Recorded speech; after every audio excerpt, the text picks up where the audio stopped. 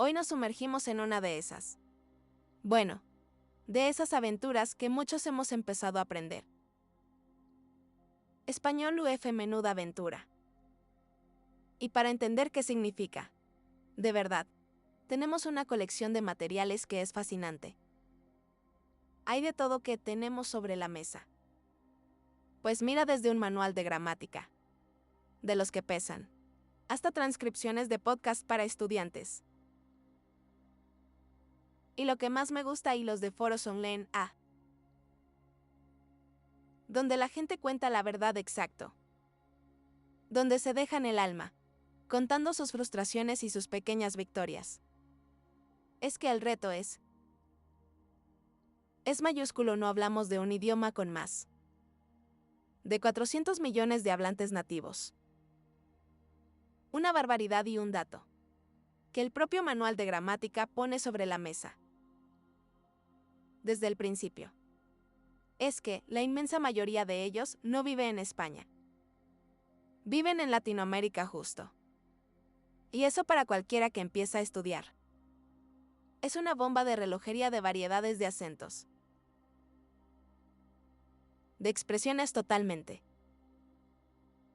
Así que la misión que nos hemos propuesto hoy es precisamente esa. Mirar más allá de la conjugación del subjuntivo y las listas de vocabulario. Queremos entender los bloqueos mentales. No, eso es. Y descifrar las claves culturales. Descubrir las estrategias que de verdad funcionan. Vamos, que hoy nos metemos hasta el fondo para ver qué se cuece en el mundo real. Me parece un planazo, vale. Pues empecemos por los cimientos. Por la parte más técnica que encontramos en el manual. La gramática pura y dura. Sí, una de las primeras barreras con las que cualquiera se topa es la pronunciación. El libro menciona un par de fenómenos que a mí al principio me volvían loco. Es que son la llave para entender cómo suena el español para el 90% de sus hablantes. El manual de destacados, que son la norma en Andalucía. Y prácticamente universales en toda América Latina. El primero es el famoso ceseo. El ceseo, claro que consiste, para que no lo sepa, en que la Z y la C suaves suenan exactamente igual que una S.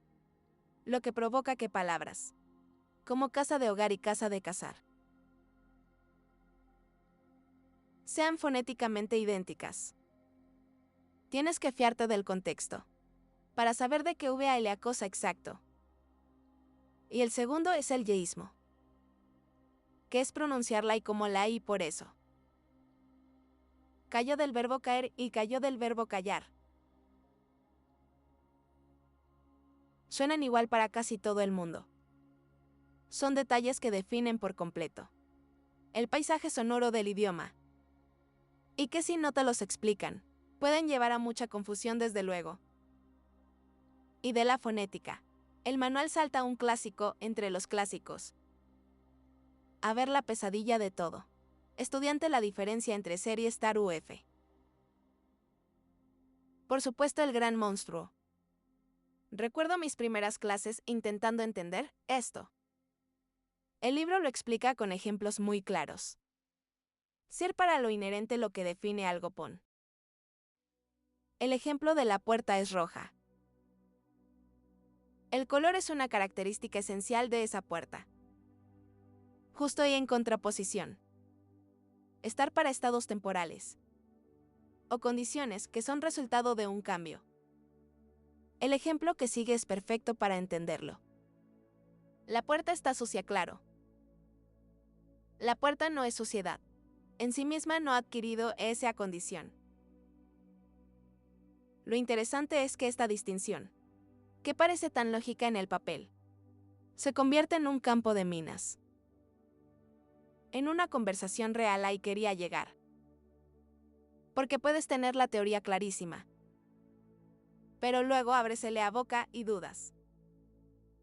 Y lo mejor es que podemos conectar esta teoría con la experiencia real de un estudiante que hemos encontrado en un foro de Reddit.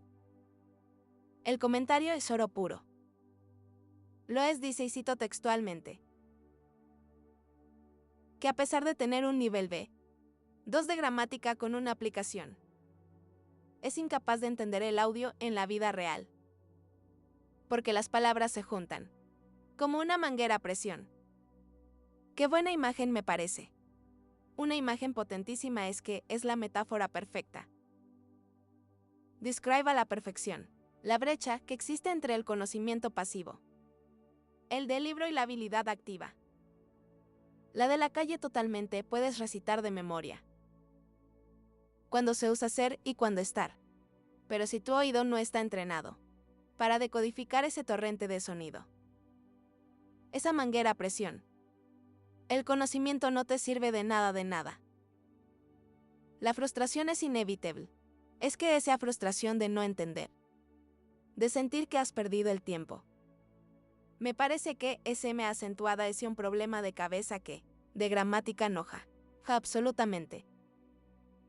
Y creo que uno de los podcasts que analizamos, llamado Spanish Podcast, se mete de lleno en esto. Si me aborda la psicología del aprendizaje, de una forma muy original. Analiza por qué nos aferramos tanto al pasado y lo desglosa en 3 emociones muy concretas: la nostalgia, el arrepentimiento y el resentimiento. Y aunque no hablen directamente de aprender idiomas, la conexión es bueno. Es inmediata. A ver, empecemos por el arrepentimiento. El podcast pone el ejemplo de alguien que piensa: si hubiera estudiado arte, mi vida habría sido diferente. El clásico y sí exacto. Y ese es el y sí constante del estudiante de idiomas. Si hubiera empezado a estudiar antes, si hubiera practicado más, a diario, claro, esto es justo lo que leemos en el post de un usuario de Reddit, que cuenta con una frustración tremenda como su novia, después de 1 año y medio de clases particulares, sigue estancada en un nivel A1 A2. 1 año y medio si sienten que han perdido el tiempo, que el método no era el correcto. Y ese arrepentimiento puede llegar a ser paralizante. Luego hablan de la nostalgia. La definen como una versión editada del pasado. Esto me ha hecho pensar mucho en qué sentido para un estudiante sería cómo idealizar las primeras semanas, cuando cada palabra nueva era un subidón, y borrar de la memoria todos esos momentos de quedarse en blanco. En medio de una frase, claro, te quedas solo con lo bueno. Y el tercer punto es el resentimiento, que es quizá el más destructivo. El ejemplo del podcast es el de perdonar a un antiguo jefe, que en el aprendizaje, ese rencor puede hiere hacia un profesor, que no supo motivarte hacia un método, que prometía milagros y no funcionó incluso, hacia los propios hablantes nativos. Espera, eso es interesante, resentimiento hacia los nativos. Sí, en otro de los hilos, un usuario cuenta una experiencia muy amarga que tuvo en Múnich. ¿Qué le pasó? Pues que se sintió juzgado y humillado por no hablar un alemán perfecto. Ese sentimiento de no me valoran el esfuerzo puede generar un resentimiento que te haga abandonar por completo. Qué duro. Pero lo bueno es que el podcast no se queda solo en el diagnóstico. No propone una solución, propone una solución. La resignificación, o como se diría en inglés, reframing, que básicamente es aprender a cambiar la narrativa de tu propia historia. El ejemplo que usan es brillante. El de la persona que estudió economía. Exacto, que estudió economía durante años. Y ahora se dedica a otra cosa en lugar de verlo como años perdidos, lo resignifica como una preparación que le dio herramientas de análisis que ahora se ajustó. Entonces, ¿cómo aplicaría esto a alguien que aprende español y se siente estancado? Pues cambiando la perspectiva sobre el error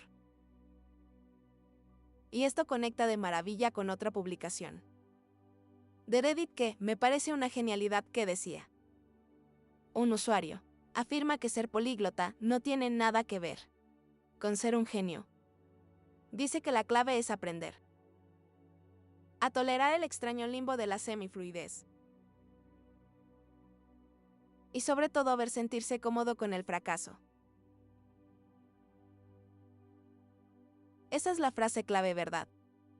Sentirse cómodo con el fracaso, sin duda. Porque es completamente contraintuitivo. Toda nuestra educación se basa en evitar el fracaso. Y de repente te dicen que no, que tienes que abrazarlo. Es que esa es la resignificación. En estado puro. Es dejar de ver los errores como fracasos. Y empezar a verlos como lo que son: datos. Información valiosísima. Que te dice exactamente dónde necesitas mejorar. Cada vez que te equivocas y te corrigen, estás recibiendo una clase particular gratuita. Visto así, cambia todo la conclusión. Como dice otro usuario en el mismo hilo: es que no hay atajos, ese necesita tiempo y constancia. Y esa constancia no es solo encarcados con la gramática. Es también lanzarse a usar el idioma. Y ahí es donde entran en juego unas reglas que no están en ningún libro. Las reglas no escritas. Lo que nos lleva a la tercera parte de nuestro análisis: el contexto cultural fundamental. El idioma es un reflejo de la cultura.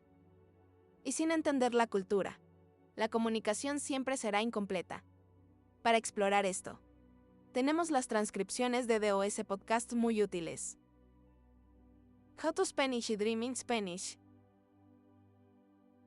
Dos buenas referencias. Empecemos con How to Spanish. Se centra en la cultura mexicana y da unos ejemplos buenísimos sobre la cortesía. Me ha encantado el detalle de los diminutivos. El cafecito, eso es: no pides un café, pides un cafecito. No pides agua, pides agüita. Es una forma de suavizar, de mostrar amabilidad. Y vamos allá, mencionan la forma de pedir las cosas. En lugar de un dame, un vaso de agua, que puede sonar muy directo. O incluso rudo, no exacto. Lo habitual es decir: me regalas un vaso de agua. Obviamente nadie piensa que se lo estás pidiendo gratis. Es una fórmula de cortesía.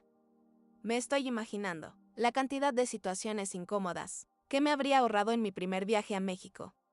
Si hubiera sabido esto, probablemente, seguro, que fui por ahí sonando como un bárbaro, pidiendo cosas.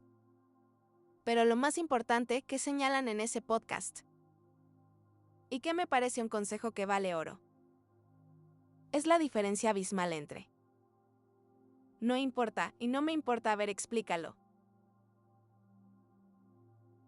No importa es el equivalente a it's okay. Don't worry es tranquilizador. Vale, en cambio, no me importa. Es un I don't care muy cortante. Casi despectivo. Los presentadores del podcast dicen, y cito, que usar mal esa pequeña palabra puede cambiar tu relación con ese mexicano. Ostras. Es un matiz cultural que jamás aprenderás en un libro de texto. Jamás. Qué curioso. Porque en el español de España, no me importa, no es tan agresivo, depende mucho del tono, ¿verdad? Muchísimo. Y bueno, para añadir otra capa de complejidad cultural, tenemos el podcast Dreaming Spanish. Si en uno de sus episodios hablan de cosas que no deberían normalizarse, y ponen un ejemplo que resonará con muchos. A ver, la típica pregunta en las reuniones familiares: a las parejas y los hijos, ¿para cuándo? Esa pregunta para alguien de una cultura anglosajona Por ejemplo, puede ser una invasión total de la privacidad. Puede resultar increíblemente incómoda. Desde luego, te ponen un compromiso y no sabes qué contestar. Pero lo que explica el podcast es que, aunque ellos mismos lo critican, es fundamental entender el contexto. A menudo no es un ataque personal, sino una especie de ritual social. Una forma torpe de mostrar interés por tu vida. Exacto, entender ese código no hace que la pregunta sea menos incómoda, pero sí te ayuda a gestionarla, sin ofenderte y a no crear un conflicto. Entonces, si juntamos todo esto, desde la gramática hasta las preguntas sobre los hijos, ¿por qué es tan vital este nivel de detalle cultural? Porque es lo que marca la diferencia entre hablar un idioma y, de verdad, comunicarte con la gente que lo habla.